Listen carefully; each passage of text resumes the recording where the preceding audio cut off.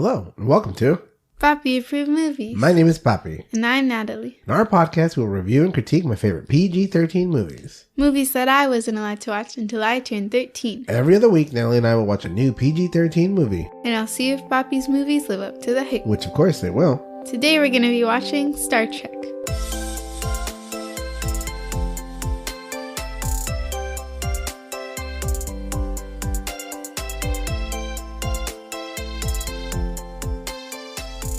Before we begin, there will be spoilers. If you haven't seen the movie and don't want it to be spoiled, press pause and come back when you're finished. Now, Papi, tell me the deets on this movie. Hey, Natalie, how are you doing? Why are you interviewing me? This is scary. Can't even say hi to each other on the podcast? I said give me the deets, and you went hello. Here are the deets. Star Trek came out in 2009 with a runtime of 2 hours and 7 minutes. Dang, that's long. It's streaming on Netflix. It's written by Robert Orci, Alex Kurtzman, and Gene Roddenberry, and directed by J.J. Abrams. Main stars are Chris Pine, Zachary Quinto, and Simon Pegg. Fun facts. This is the 11th Star Trek film. There is an odd-numbered curse for Star Trek movies. The even number movies do much better than the odd ones. But since the 10th movie didn't do so well, and this one did, maybe the curse is gone. I have a spoiler. Uh-oh, what's your spoiler? So, I didn't really take notes on the Bechdel test, so I was trying to look up if it passed or not, but then, there was a million different movies on the website, and I didn't understand because I thought there was only one movie and, a TV series, but apparently there's a bunch of movies, and so, we don't have a Bechdel test for this week. No, we'll have a Bechdel test. You just don't have one. We'll look it up as we go through the podcast. Because I didn't know what Star Trek we were watching. 2009. I don't know. I don't know. All right. So what do you think, Nat? I didn't like it. Why? It was boring and they're ugly. They're ugly? What do you mean by ugly? The ugly guy. It's ugly. He's ugly. Okay. The guy with the weird ears. Oh, Spock? Yeah, he's scary. Okay. All right. He makes me scared. Okay. So you didn't like it at all. And he's kind of annoying. When I had put it on here, I was like, I don't know if I really want to watch this again. And then I like watched Star Wars better. Oh.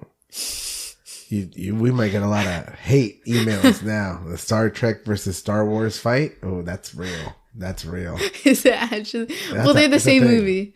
I'm calling it as I see it. Okay. There was resistance in both movies. The email is Papi Approves Natalie. I don't know. Papi Approves Movies at gmail.com. Let Natalie know. Fight me in the comments. Fight you in the comments. My gosh, you are. Wow, you came in fighting. What I was saying for you interrupted me was that I was a little hesitant to watch it, and then I watched it and I loved it. It was so good. I love this movie. I thought it was great. I really enjoyed it. I was super happy to rewatch it. Hadn't seen it since 2009, and I loved it. So I was happy we saw it. Which came out for? Well, Star Trek TV came out before Star Wars, right? Right. But in my mind, I felt this was like a Star Wars ripoff. But I think that's just because of the order I watched them in. Well, this is the remake / But it just kind of feels like a worse Star Wars. Prequel. No, this is great. I don't know. I like Star Wars too. So I'm not one of those who can't like both. I do think they are extremely similar. Because they're both in space? There's nothing similar about it. Well, there's this evil guy, and then there's a resistance, and then they're all in one ship, and then they're all wee! There's no resistance? Yes, they are. No. Well, who's the resistance? They're called the Resistance in both movies. No, the Resistance in Star Wars. What resistance? No, is they Star talked about resistance in here. There was something about the resistance. Well, hopefully yeah, check your notes because I think you're incorrect. I don't have any notes. What did you give it? 2 stars. 2 stars. Your favorite rating to give every movie. No, that's not true. I gave the last... I gave the one before the last one 4.5, and most definitely did not give the last one 2 stars. Well, what was the 4.5 one? Kindergarten Cop. You're too funny. All right. Why don't we get into the recap? All right. The movie begins aboard a spaceship named the USS Kelvin. They approach an electrical storm and are quickly confronted by a Romulan spaceship named the Narada. helmed by a man named Nero. Nero attacks the Kelvin, and Captain Robu goes on to the Norana or broker of peace. He makes his lieutenant commander George Kirk acting captain. So all this stuff happened like way in the past. So we're like, this is all like information for the rest of the movie. And the guy is one of the superheroes. Which one is it? Oh, yeah. The dad is Thor. That's right. Thor. We started watching it, and then I looked at it, and I was like, oh my God, it's Captain America. And you're like, no. But it is a superhero. Chris Hemsworth. I think this is one of the movies he did before he started. I don't think Thor came before this movie. It came afterwards. And also, Zoe Saldana is in this. Yeah, Zoe Saldana is in it, as well as every other amazing franchise of all time. She's made like $1 billion. She's in the Avatar franchise. She's in the Guardians of the Galaxy. She's in the Pirates of the Caribbean. She's in this one. I mean, like. I like pointed at the screen and I was like, is that Zoe Saldana? As if I didn't do like an entire project on her. You did? I did do a project on her in school, and I did talk about how she was in Star Trek, and I completely forgot about it. But I do remember being like, she is so cool in my project, because like I talked about how she's in like every big thing. She's in Marvel, she's in Star Trek, and she's in Avatar. In Avatar, I think and the Pirates first one. Oh yeah, Pirates of the Caribbean. I think the first Avatar is like the highest grossing film. Yeah, in the box office. It is the highest grossing film and the highest grossing film. But grossing sounds better. Okay, from now on, because grossing sounds like gross is like gross. Gross is what the income. It's like gross. All right, so it's the highest. Yes, Avatar is the highest grossing film of all time. All right, back to Star Trek, not Avatar, which we will do. We're gonna do it. We did get a request for Avatar, so we'll watch that one, the first one. On the ship, Nero asks what year it is, and when he finds out the year, he kills the captain and attacks the Kelvin. The Kelvin evacuates many of the crew, including Kirk's wife, who's having a baby. Kirk stays back and sacrifices himself to give the evacuating shuttles a chance. Before he dies, he hears his son born, and they name him James. I'm a little bit confused by this part. Actually, I'm not really confused. But they're like, what should we name him? Like, and then they like go through a few names, and I'm like, did you not have this decided previously? No. Some people name their baby after they're born. Really? Yeah, some people do. Like they like stare at their baby and see what they are. Yeah, you're like, you look like James. I don't know. Maybe. I don't know. But people do that. Sometimes people don't even know the gender. They it's a surprise. Well, but they probably have two names ready, right? Yeah. All right, a few years later in Iowa, we see a little boy, Jim, driving a sports car that he stole. He eventually drives it off a cliff when he's chased by police. On Vulcan, we meet a young boy named Spock, who's half Vulcan, half human. He is teased about his human mother, and he attacks his classmates. Vulcans are supposed to be logical and show no emotions. That's the guy you didn't like? Yeah, he's kind of creepy. He's like a genius. But I don't like him. Time passes and we see both boys become men. Spock has decided to join Starfleet, an intergalactic organization made for peace, instead of the Vulcan Academy. Jim is still rowdy and gets into a bar fight with 4 Starfleet cadets after making a pass at Uhura, another cadet. Jim is being pummeled when Captain Pike walks in and stops the fight. Pike tells him that he knew and respected his father, and he challenges Jim to be better and join Starfleet. I think it's funny how this was like definitely not what I expected, because he's like, you're going to need more people because I'm going to beat you up. And then I expected him to like go beat everyone up, but then he just got beat to a pulp. Yeah, he was getting destroyed. Yeah, he was taking it, just punching the face after punching the face. Yeah, I don't know, maybe the guys were going to eventually stop punching him in the face and then he wins. I don't know. He got a couple of licks in, but there were 4 of them. So Jim listens to Captain Pike and joins Starfleet and makes quick friends with Dr. Leonard McCoy, Bones. 3 years pass and Jim has excelled. Before he's placed, he needs to take a test called the Kobayashi Maru, an impossible test created by Spock. It is to make officers realize and feel fear. Jim passes the impossible test by hacking into the programming, and he gets reprimanded for his actions. I think that's dumb. Because that shows initiative. Yeah, I guess. I mean, if he just broke into it, if he's able to destroy an impossible... It's like you're taking a test you can't pass. Like, it's dumb. Spock is the type of guy who, like, will correct the teacher. Be like, actually, you spelled that wrong. Yeah. But he has his overabundance of confidence, which kind of goes back to that bar fight. Like, he thought he was going to win, but he doesn't. Like, he always thinks that he's going to be able to beat anything. So you kind of need that guy in your team. You know, you can't have everybody go, oh, we're doomed. It's over. No, he's like, no, we're going to win. He's like, how do you know? What's the point of that? To be like, you need to feel fear. Like, is that helping?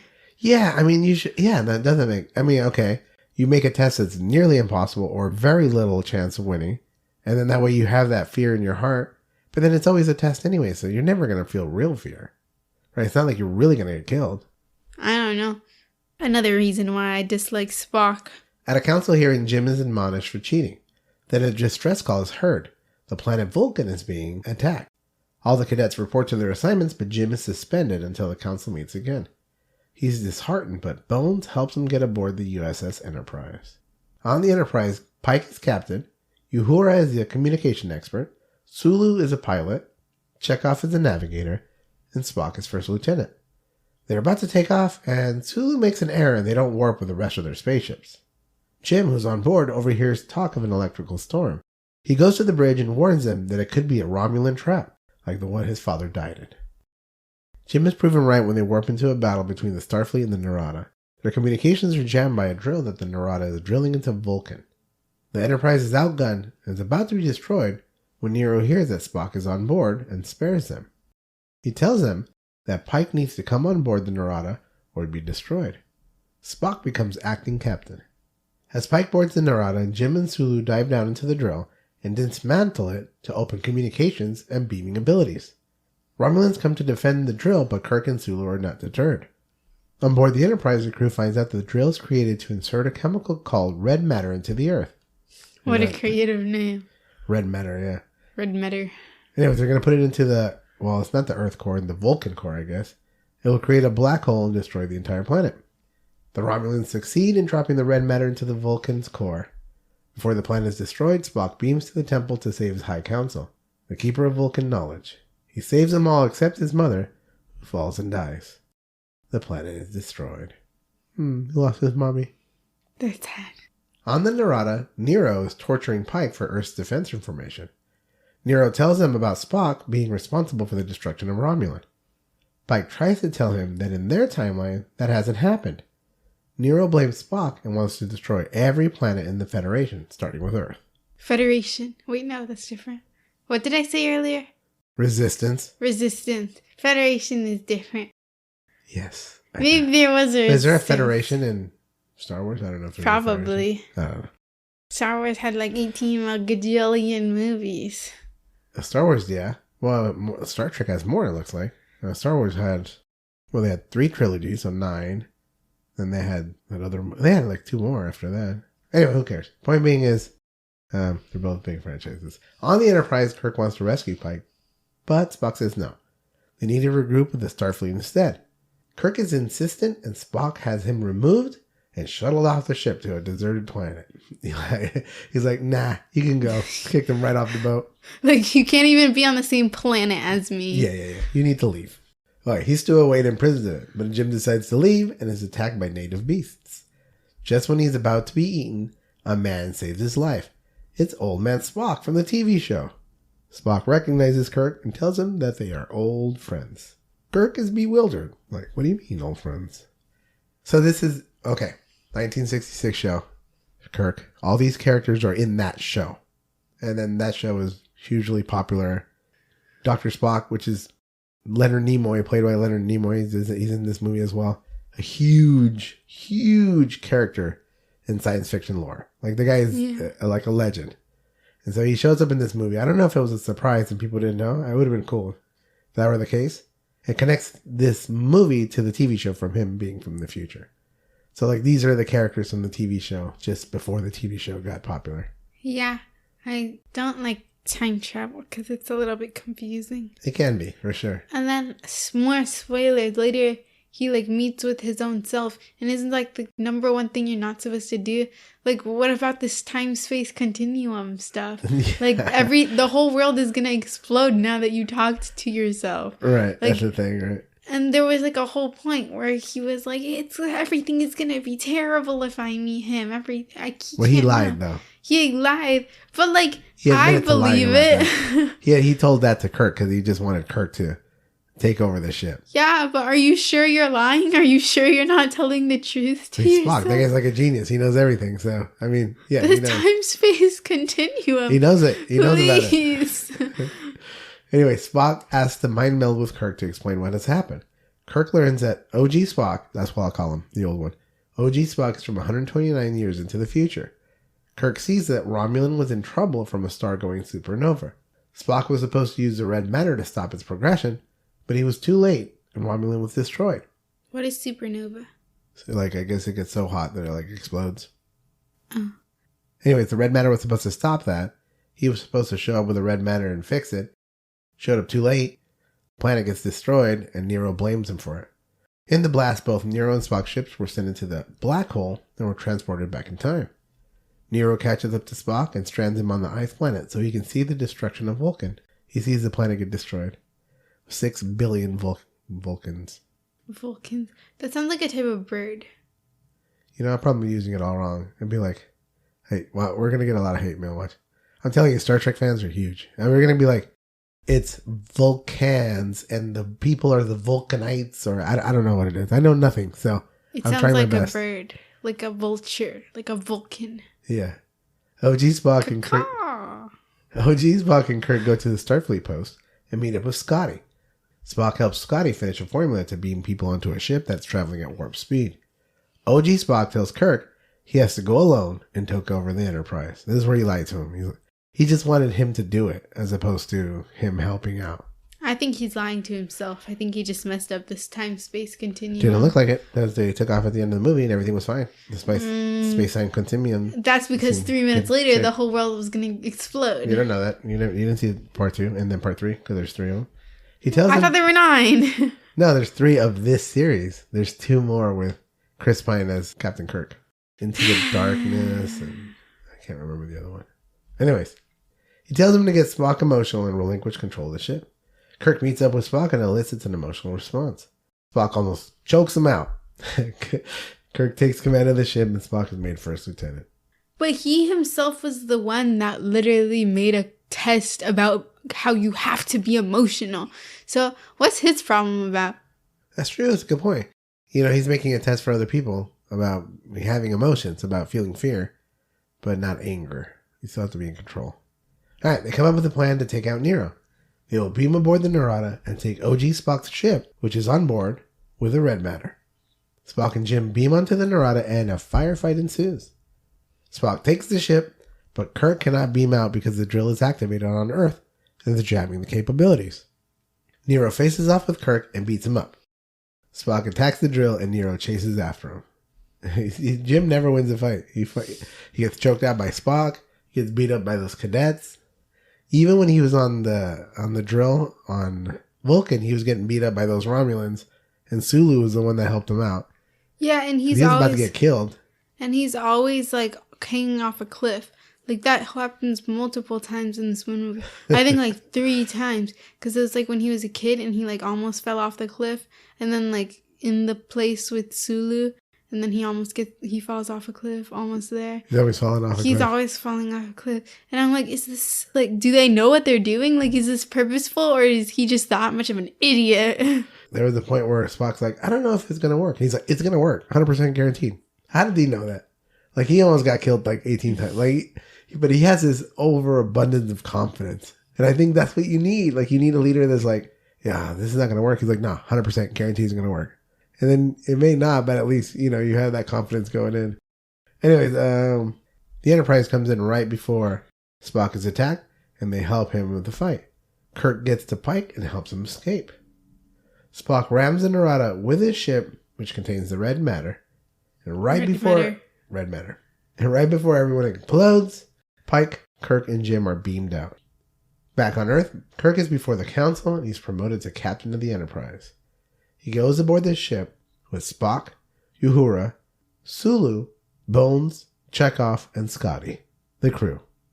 The end. So that's the crew from the 66 TV show. So I loved it. I loved how they connected it.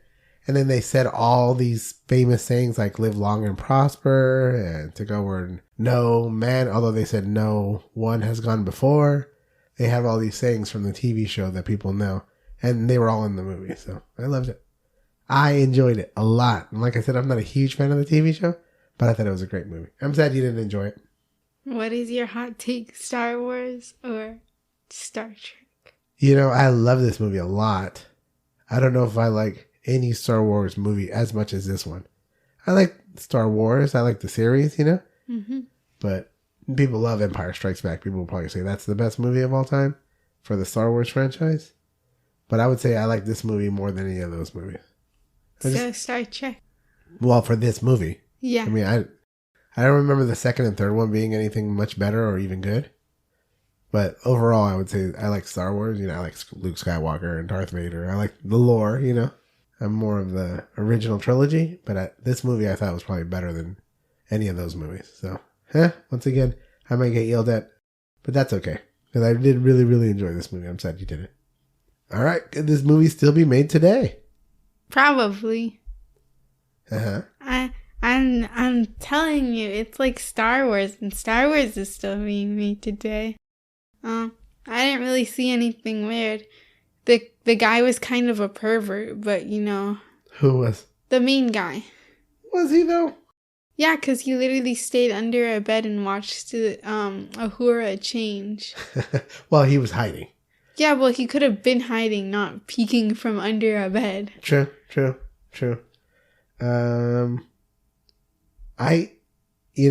Another thing is... He's a type A prevert. Yeah, type A. Captain Kirk in the 66 series, he hooked up with a lot of people. So I think he's like the James Bond Star Trek situation. So there was a lot of jokes about him just being cool with any type of alien girl. Like, he was fine with it. So this one I thought it was a little toned down. And he only went after one girl, and she rejected him, right? Who ends up dating Uhura, and we find out she's dating Spock, right? And he's kind of like, what? What do you see in that guy?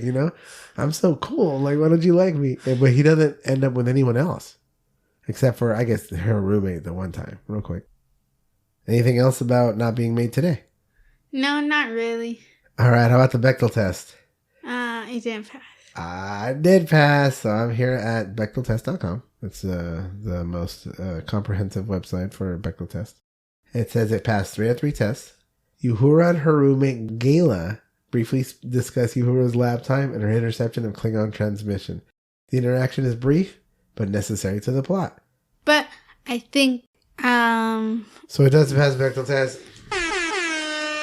because there's a scene where Uhura and her roommate Gayla are discussing Uhura's lab time. So there is a time. Those are 2 named female characters. They talk to each other, and they talk to each other about something other than a man. Any comments on that, Natalia?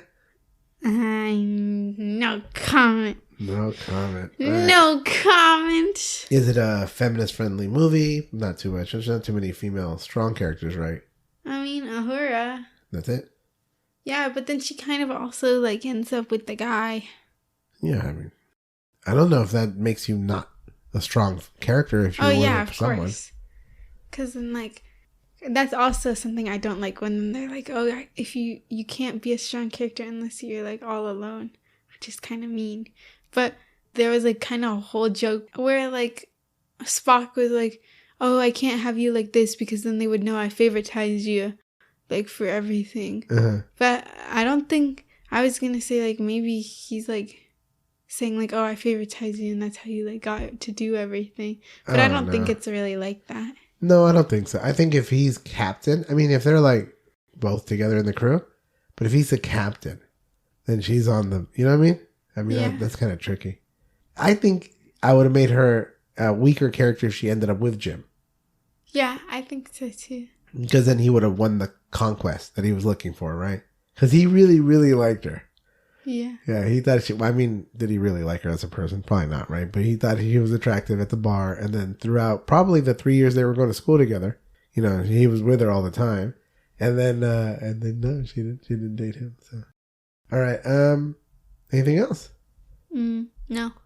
Thank you for tuning in to Papi Approved Movies. If you like this episode, make sure to subscribe, rate, and review on your favorite podcast app. or like our podcast on YouTube. We put out an episode every Monday. If you want to see extra podcast content, follow our TikTok at Papi Approved Movies. If you want to suggest a movie for us to watch and critique, email us at papiapprovedmovies@gmail.com. That's papiapprovedmovies@gmail.com. No spaces, no caps. We'll try our best to get to your suggestion. And remember, it has to be PG-13. Next week, Sophia will be back and we'll be watching Fight Club. And I'll be back in 2 weeks watching Austin Powers, International Man of Mystery. I'm Papi. And I'm Natalie. See you next time. Bye!